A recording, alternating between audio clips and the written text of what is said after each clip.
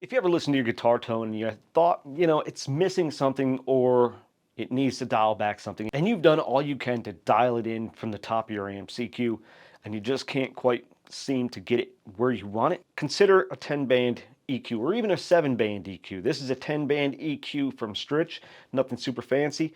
Doesn't have any LEDs on or anything, just a foot switch, in, out, 9-volt, 10 bands, and a level.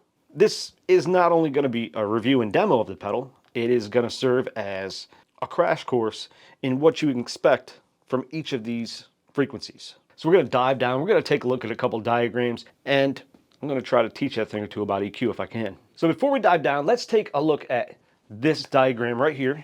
To break down a 10-band equalizer, let's look at this diagram right here. And from left to right, you're going to see the first two bands are your sub-lows. These are the really low bass frequencies.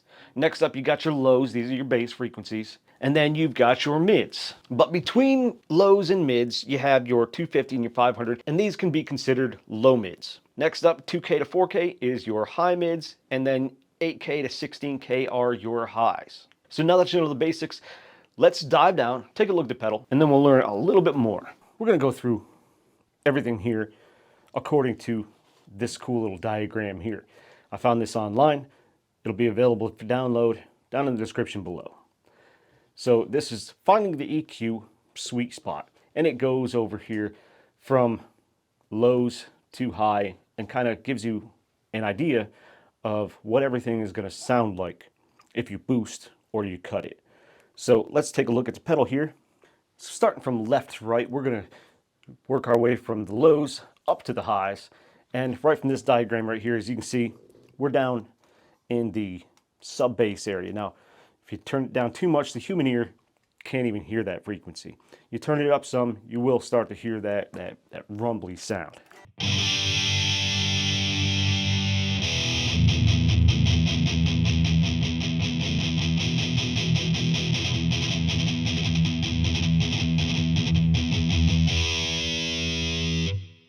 And then next up, you got your boom or your weakness. If too much is going to be boomy.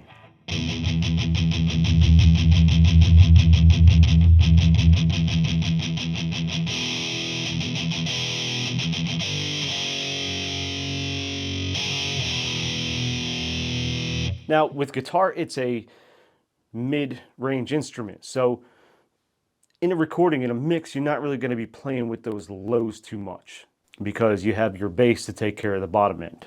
So usually you can kind of cut those. Now getting into your low mids or your bass, the 125 falls in that muddy boosted range or that thin cut range.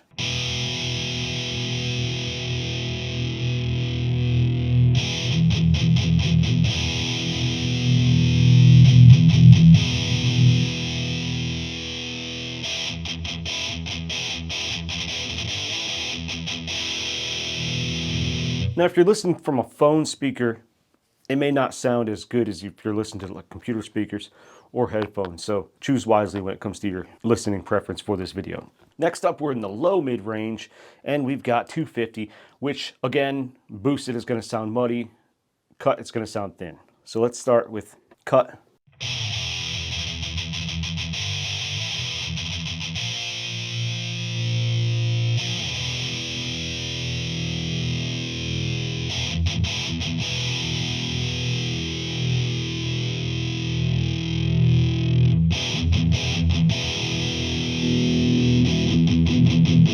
See how that sounds just awful when it's cranked too much? Now we're getting into 500K. This still falls within the low mids, high mids kind of area. So boosting, it's going to make it sound boxy, and cutting it is going to make it sound kind of hollow. So let's cut it.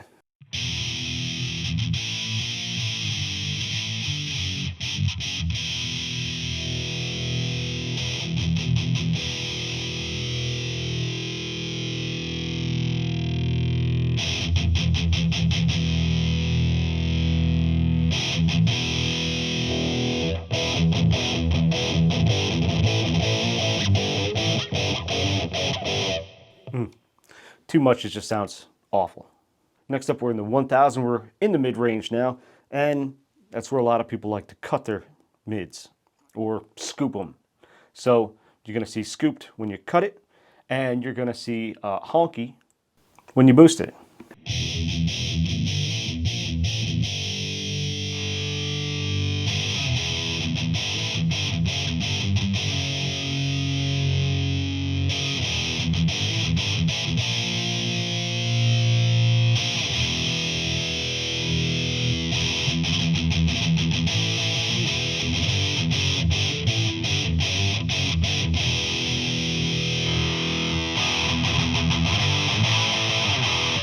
Ooh.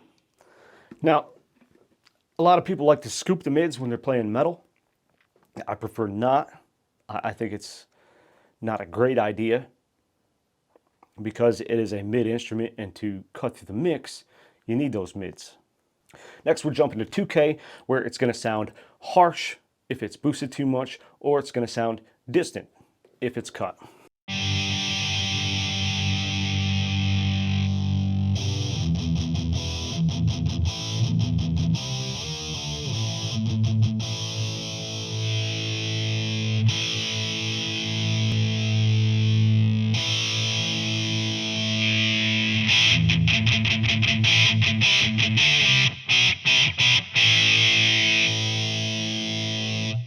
Getting into 4K. 4K is your high mids, and boosting it's going to make it sound harsh, kind of like the 2000, and again, it's going to sound distant when it's cut.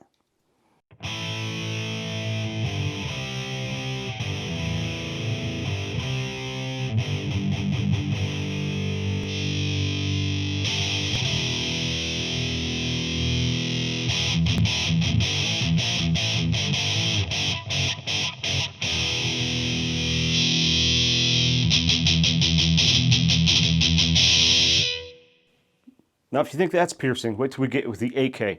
8K is piercing or dull, so let's start off dull.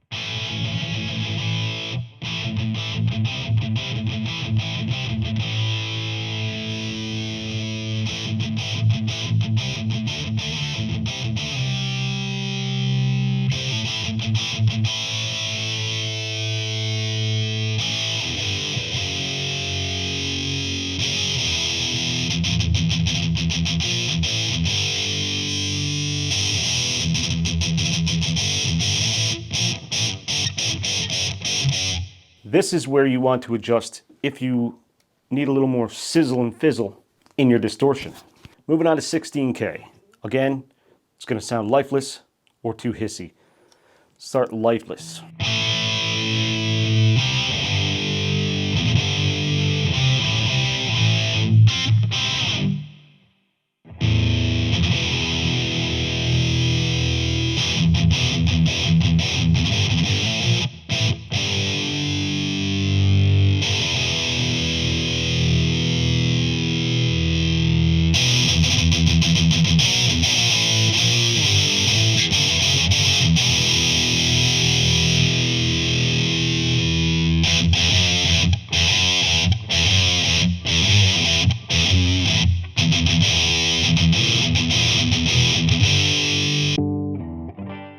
Let's talk about a few different presets you can use to just get you started if you're not sure where.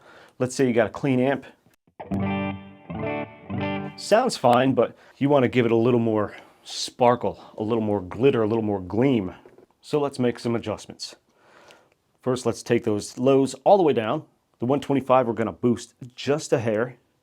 We're going to leave that 250 right there. And then we're going to cut the 500 just a little bit. We're going to leave the 1 and 2K right 0. And then the 4K, we're going to boost that, not all the way. And then the 8's going to be a little less than that. And the 16 a little less than that. You can just leave that 16 right in the center there. So clean without it. And with the boost. The sparkle, cleanness. And you could also just kind of clean that up yourself if it doesn't have enough of the sparkle that you want.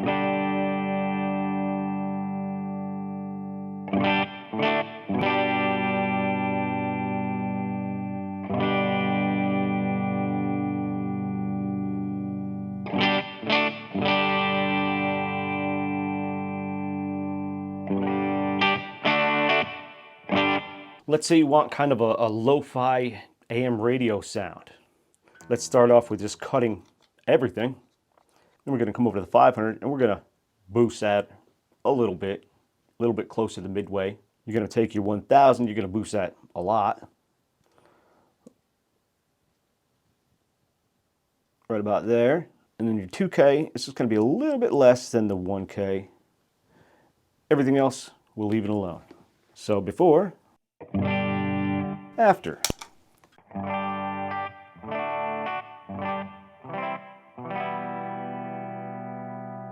Now let's go for like a mid-boost lead sound. So let's just kind of, we're going to boost everything in the middle here, but we're going to cut everything on the outside. So we're going to boost mids, kind of make it like a mountain, like a hill.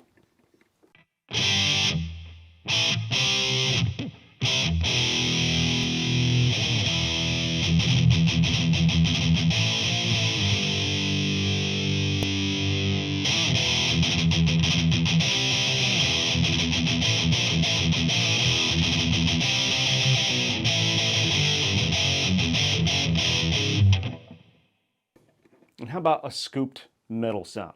So a mid-scooped metal sound. So let's, we won't cut those as much, but we're kind of making some golden arches here. And before we totally scoop the mids,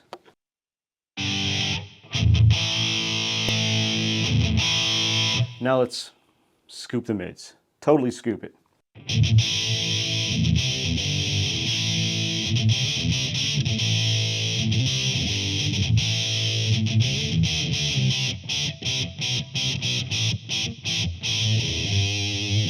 Now let's put the EQ before the amp and maybe between a distortion pedal so you can kind of see how it sounds like that.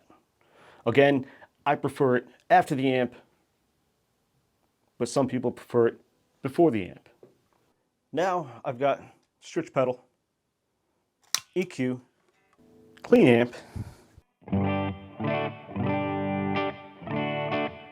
Now let's just go without the distortion.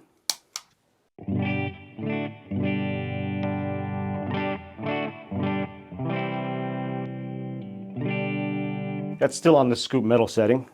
So let's turn it on.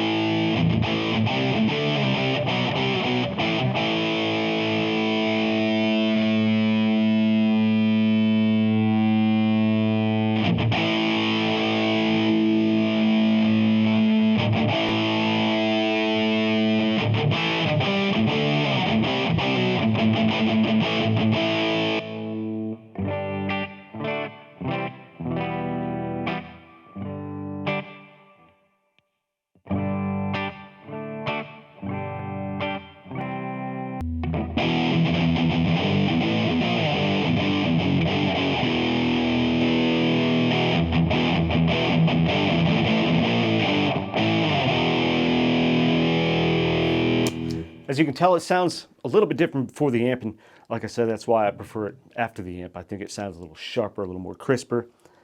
But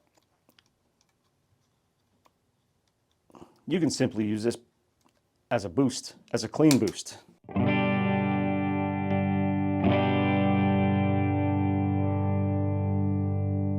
This 10-band EQ from Stritch goes for $39.99 on Amazon.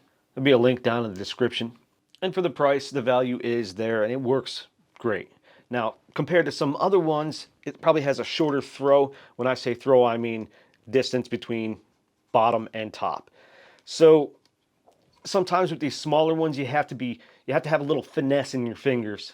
Otherwise, it can go to extremes if you do it too fast. So that's the only downfall of a smaller EQ pedal. Other than that, EQ pedals are a great tool to have in your toolbox just in case you need one. And it doesn't always have to be a 10 band. A 7-band equalizer works just as well, and there are a bunch of them out there, but this one made by Stritches, it's pretty nice. And it's definitely found a spot on my pedal board. If you like this video, hopefully I taught you something about EQ, or at least now you can kind of have a better idea of how to dial in your tone with an EQ pedal. So if that is the case, and I earned it, hit that like button. If you want to see more, go ahead and subscribe too. Thanks for watching. We'll see you next time.